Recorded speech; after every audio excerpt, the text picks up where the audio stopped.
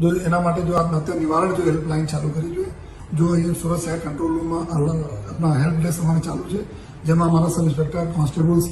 રહે છે, સાથોસાથ એક કાઉન્સલર પ્રાઇવેટ કાઉન્સલર બી અમારી ટીમમાં રહે છે અને અમે લોકો 3 નંબરો જાહેર કર્યા છે અને 100 નંબર છે જ જોઈએ, આ બધાને ખબર હોય છે. એના સિવાય બીજા નંબરો છે અને અમે બધા જો લોકોને રિક્વેસ્ટ કરી છે કે એવા પગલાં લેતા પહેલાં એક તક પોલીસને આપવો જોઈએ. તો બહુ જ મને ખુશી की बात છે કે અત્યાર સુધી લગભગ 310 વધુ કોલ આવી ચૂક્યા છે